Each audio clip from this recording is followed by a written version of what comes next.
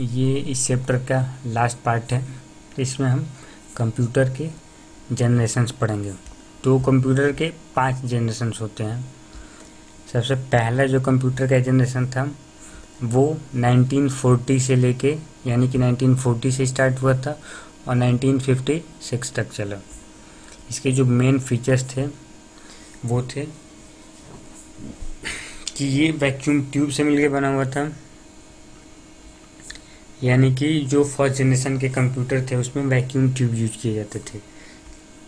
आप ये देख सकते हैं जो ग्लास का बना हुआ ये ट्यूब है, बड़ा बड़ा ये वैक्यूम ट्यूब होते थे। ये ग्लास का बना हुआ होता था। This system were unreliable and supported machine language only. जो सेकेंड पॉइंट है इसमें ये लिखा गया है कि ये मशीन ग्लास की बनी हुई थी, जो वैक्यूम ट्यूब है वो ग्लास का बना हुआ था और ये बहुत ही ज़्यादा गर्म होता था, इसलिए इस पे हम भरोसा नहीं कर सकते थे।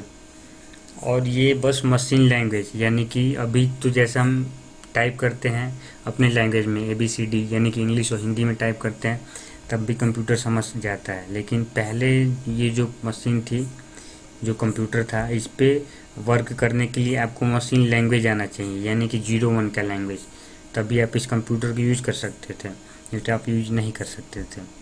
ये दूसरा इसका पॉइंट था। थर्ड पॉइंट है इसका दे जनरेटेड लॉट ऑफ हीट, जैसा कि मैंने अभी बताया था इससे पहले वाले पॉइंट में कि ये बहुत ज़्यादा गर्म होते थे। ठीक है, अब इसकी वजह से इनमें हमेशा AC की रिक्वायरमेंट होती थी। यहाँ पे देख सकते हैं आप, required air conditioning every time, यानी कि बिना AC के आप इसको चला ही नहीं सकते थे। अब इसकी वजह से क्या होता था कि आपको कंप्यूटर चलाने के लिए भी इलेक्ट्रिसिटी चाहिए और फिर AC को भी चलाने के लिए इलेक्ट्रिसिटी चाहिए, तो इससे ज़्यादा इलेक्ट्रिसिटी खर्च होती थी। They were very costly and huge in the size which made them non portable. ये बहुत ही कॉस्टली होते थे, सब कुछ ग्लास का बना हुआ था। अब ये कॉस्टली भी होते थे। कॉस्टली का मतलब होता है महंगे होते थे और इनका साइज इतना बड़ा होता था कि आप इनको एक जगह से दूसरी जगह नहीं ले जा सकते थे। जो लास्ट पॉइंट है, some example of computer system of first generation computer, यानी कि जो हमने पिछले पार्ट में पढ़ा था आईनैक, एडवैक, यूनिवैक, वो सारे फर्स्ट जनरेशन कंप्यूटर्स थे। सेकेंड जनरेशन कंप्यूटर आपने देखा, फर्स्ट जनरेशन 1956 में ख़त्म हुआ था। जब वो ख़त्म हुआ फर्स्ट जनरेशन, उसी टाइम पे 1956 से सेकेंड जनरेशन स्टार्ट हुआ और ये चला 1963 तक। अब सेकेंड जनरेशन कंप्यूटर्स के क्या फीचर थे, इसमें क्या हुआ कि जो ये ग्लासेस के बनी हुई ये जो वैक्यूम ट्यूब्स थे इनको हटा दिया गया और इनको हटा के अब ऐसे छोटे छोटे ट्रांजिस्टर यूज किया जाने लगा। ये जो ट्रांजिस्टर होते हैं ये हमारे नाखून के साइज़ के होते हैं, मतलब ये काफ़ी छोटे छोटे होते हैं और वैक्यूम ट्यूब बहुत बड़े बड़े होते थे। यहाँ पे लिखा हुआ आप पहले पॉइंट में दे सकते हैं, the use of transistor which made them more reliable as compare to the first generation computer. इसमें ट्रांजिस्टर यूज होने लगे। अब इसमें यानी कि जो जिस कंप्यूटर पे हम ट्रांजिस्टर यूज करते थे यानी कि सेकेंड जनरेशन के कंप्यूटर्स पे अब हम ट्रस्ट कर सकते थे। नेक्स्ट पॉइंट जो है वो है दे वेयर स्मॉलर इन साइज। अब ये मैंने बताया अभी कि ये नाखून के साइज के हो सकते हैं ये ट्रांजिस्टर छोटे छोटे। अब वो वैक्यूम ट्यूब कहाँ इतने बड़े बड़े और उसकी जगह पे ये नाखून के साइज के ट्रांजिस्टर यूज होने लगा, तो साइज छोटा हो ही जाएगा। तो इसलिए इन कंप्यूटर्स की साइज छोटी हो गई और जब साइज छोटा होगा तो ये कम इलेक्ट्रिसिटी भी खर्च होता था इनको यूज करने में, और ये फास्ट भी थे। यहाँ पे लिखा भी है वर्क फास्टर। ये कंप्यूटर फर्स्ट जनरेशन कंप्यूटर से तेज काम करते थे और इनसे कम गर्मी यानी कि कम हीट प्रोड्यूस होता था, जिससे कि इसमें AC की रिक्वायर नहीं होती थी मतलब कि हमेशा AC की रिक्वायर नहीं होती थी, नहीं तो इसमें भी बिना AC के काम, इसमें भी थोड़ा बहुत हीट प्रोड्यूस होता ही था, तो इसमें भी AC यूज होता था। लेकिन पहले जो फर्स्ट जनरेशन में कंप्यूटर था उसमें बिना AC के आप चला ही नहीं सकते, उसमें ये था। They are still very costly to purchase for an individual person. अब ये जो कंप्यूटर थे सेकेंड जनरेशन के कंप्यूटर, अब इनका प्राइस थोड़ा कम हो गया था, लेकिन ये अभी भी इतने महंगे थे कि इनको कोई एक पर्सन नहीं खरीद सकता था। यानी कि इनका प्राइस तो कम हुआ था, लेकिन इतना कम नहीं हुआ था कि कोई एक पर्सन खरीद के और कंप्यूटर यूज करने लगे। It supported machine and assembly language. Machine language का मतलब होता है 01 का लैंग्वेज, जो कि बस कंप्यूटर समझता है। बाद में एक ऐसी लैंग्वेज बनाई गई जो कि ह्यूमन भी समझ सकता था और मशीन समझती थी, उसको कन्वर्ट करके ट्रांसलेट किया जाता था। तो अब ये असेंबली लैंग्वेज भी सपोर्ट करता था, तो इसकी वजह से इसको यूज करना पहले की अपेक्षा थोड़ा सा ज़्यादा इजी हो गया था। सेकेंड जनरेशन कंप्यूटर के एग्जाम्पल्स है IBM 1620, IBM 7094, CDC 1604, UNIVAC 1108। अब थर्ड जनरेशन कंप्यूटर्स आप देख सकते हैं, ये 63 में second generation computers second generation and हुआ और 64 में थर्ड जनरेशन स्टार्ट हुआ और ये चला 1971 तक। अब इसके क्या मेन फीचर्स थे थर्ड जनरेशन कंप्यूटर्स के? अब इसमें ये जो ट्रांजिस्टर था, ट्रांजिस्टर को हटा के अब इसकी जगह पे इंटीग्रेटेड चिप यूज होने लगे, जो कि ऐसे होते हैं इंटीग्रेटेड। ये एक इंटीग्रेटेड चिप का इमेज है।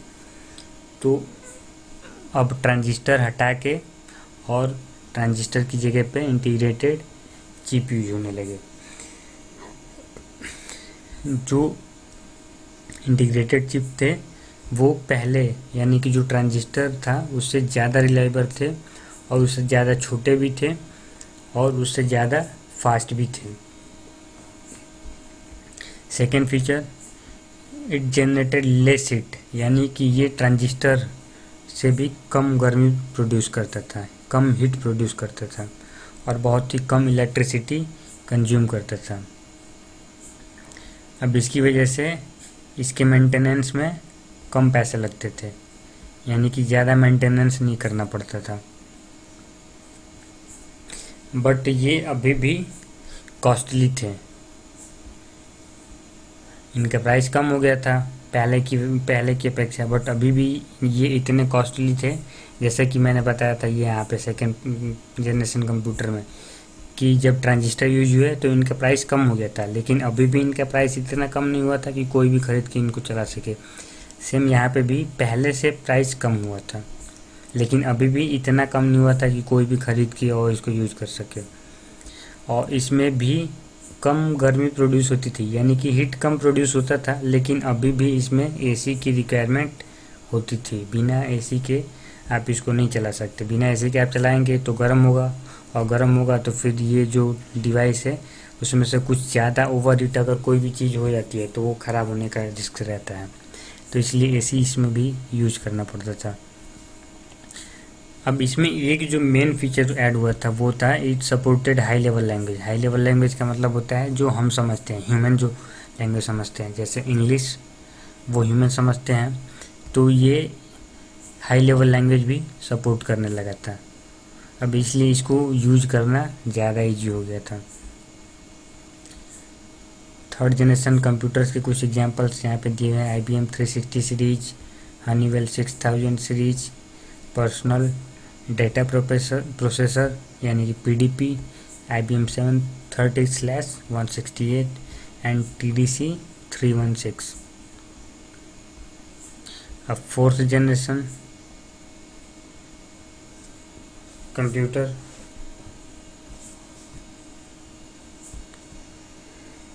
फोर्थ जनरेशन कंप्यूटर 1972 से स्टार्ट हुआ और प्रेजेंट यानी कि 20वीं सेंचुरी तक चला। अब इसके जो मेन फीचर्स थे वो यहाँ पे नीचे दिए हुए हैं। It used very large scale integration. Very large scale का मतलब है कि बहुत ही ज़्यादा मात्रा में। जो ऊपर ट्रांजिस्टर आपने देखा वो पहले कम यूज होता था, यानी कि कम ट्रांजिस्टर्स को मिला के ही काम हो जाता था। अब उसी ट्रांजिस्टर को ज़्यादा यूज किया जाने लगा ताकि जो वर्क हो वो और ज़्यादा फास्ट होने लगे। अब ये जो कंप्यूटर थे, यहाँ पे लिखा है विच वॉज वेरी चीप, और ये जो प्रोसेसर यानी कि ये जो प्रोसेसर्स यूज होने लगे ये पहले की अपेक्षा अब सस्ते थे, चीप थे, पोर्टेबल भी थे, यानी कि इनको एक जगह से दूसरी जगह आराम से ले जा सकता था जो कंप्यूटर बनते थे 4th जनरेशन में, और ज़्यादा रिलायबल भी थे। It became easily accessible to consumers और people use them as a personal computer. जैसा कि मैंने बताया कि 3rd जनरेशन तक कंप्यूटर सस्ते तो हुए थे, लेकिन इतने सस्ते नहीं हुए थे कि कोई भी खरीद को उसे चलाने लगे। लेकिन 4th जनरेशन में ये इतने सस्ते हो गए कि इसको लोग पर्सनल कंप्यूटर की तरह यूज कर सकते थे। The size was reduced and required pipeline processing, and for the first time the computer did not require AC. जो 4th जनरेशन के कंप्यूटर थे इनका साइज और भी पहले की अपेक्षा कम हो गया था, और ये ऐसा फर्स्ट टाइम था जबकि इन कंप्यूटर्स को बिना एसी के ही आप चला सकते थे। The computer become easily available, internet was introduced to the general public, and some major developments in the field of network happen during this time. यानी कि जब 4th जनरेशन के कंप्यूटर्स आए उसी टाइम पे इंटरनेट भी इंट्रोड्यूस हुआ था, यानी कि उसी टाइम पे इंटरनेट भी पब्लिक किया गया था, हर कोई इंटरनेट यूज कर सकता था। और भी बहुत सारे नेटवर्क के फील्ड में, यानी कि जो नेटवर्क का काम था उसमें और भी बहुत सारे डेवलपमेंट हुए थे, और उस टाइम के ये जो कंप्यूटर थे वो इजीली अवेलेबल थे। नेक्स्ट पॉइंट है सम कंप्यूटर्स, यानी कि इसमें भी एग्जाम्पल बताया गया है लास्ट पॉइंट में। इसके जो एग्जाम्पल थे वो थे डेक 10 स्टार 1000, PDP-11, क्रे 1, ये सुपर कंप्यूटर माना जाता है क्रे 1, एंड क्रे एक्स MP। अब जो लास्ट जनरेशन है कंप्यूटर का वो है 5th जनरेशन, और ये प्रेजेंट एंड बियॉन्ड, यानी कि प्रेजेंट का मतलब कि 20th सेंचुरी, जब 4th जनरेशन का टाइम ख़त्म हुआ उसके बाद से 5th जनरेशन स्टार्ट हुआ, और इसके आगे तक 5th जनरेशन का टाइम ही चलेगा। जो 4th जनरेशन था उसमें VLSI यानी कि वेरी लार्ज स्केल, यानी कि बहुत ही ज़्यादा मात्रा में, वेरी का मतलब होता है बहुत, लार्ज का मतलब ज़्यादा या बड़ा, और स्केल का मतलब मात्रा, इंटीग्रेशन का मतलब होता है एक साथ जोड़ना। तो VLSI का मतलब होता है कि बहुत ज़्यादा मात्रा में जब हम चिप्स को एक साथ जोड़ते हैं तब वो हो गया VLSI। तो 4th जनरेशन में यहाँ पे आप देख सकते हैं VLSI यूज होता था, और 5th जनरेशन में क्या हुआ कि उसी VLSI को और इंक्रीज करके अल्ट्रा लार्ज कर दिया गया, यानी कि उससे भी ज़्यादा मात्रा में इंटीग्रेशन होने लगा। और फिर उसके रिजल्ट से, यानी कि जब ये अल्ट्रा लार्ज स्केल पे यूज होने लगी तो माइक्रो प्रोसेसर चिप्स बनने लगी, और माइक्रो प्रोसेसर चिप्स में 10 मिलियन इलेक्ट्रॉनिक कंपोनेंट्स होते हैं, यानी कि वो जो छोटा सा प्रोसेसर चिप होता है उसमें 10 मिलियन इलेक्ट्रॉनिक छोटे छोटे कंपोनेंट्स होते हैं, 10 मिलियन। इसका नेक्स्ट पॉइंट है this generation is working on artificial intelligent which includes robotics, neural network, game playing etc। यानी कि जो 5th जनरेशन का कंप्यूटर है वो आर्टिफिशियल इंटेलिजेंट पे वर्क करता है। आर्टिफिशियल इंटेलिजेंट का मतलब होता है कि जब आप मशीन में ह्यूमन के जैसे सोचने समझने की आप जब उसके अंदर क्षमता डाल देते हैं तो वो होता है आर्टिफिशियल इंटेलिजेंट। तो इसमें जो इंक्लूड होता है, यानी कि इसमें जो आता है वो है रोबोटिक्स, रोबोटिक्स भी इसी के अंदर आता है, आर्टिफिशियल इंटेलिजेंस। यानी कि 5th जनरेशन कंप्यूटर्स के अंदर neural network end game playing. Neural network आप जब आगे क्लास में जाएंगे तब समझ में आएगा। गेम प्लेइंग आपको पता ही है, इसमें एक्सप्लेन नहीं करना है कुछ, डेली आप लोग गेम खेलते रहते हैं।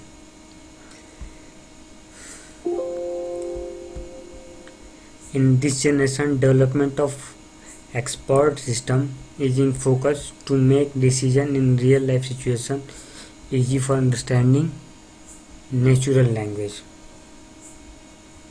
जो फिफ्थ जनरेशन के कंप्यूटर्स थे उनको एक्सपर्ट सिस्टम की तरह डिज़ाइन किया जाने लगा, जो कि रियल लाइफ सिचुएशन, जैसे कि हमारे लाइफ में अगर कोई प्रॉब्लम आती है तो उसको कैसे सॉल्व करेंगे, तो उस टाइप के प्रॉब्लम को सॉल्व करने के लिए जो डिसीजन लेने का वर्क है वो काम कंप्यूटर्स कर सके, ऐसी चीज़ों को ध्यान में रख के फिफ्थ जनरेशन के कंप्यूटर्स को बनाया जाने लगा। तो इसी के साथ आपका ये चैप्टर भी ख़त्म होता है।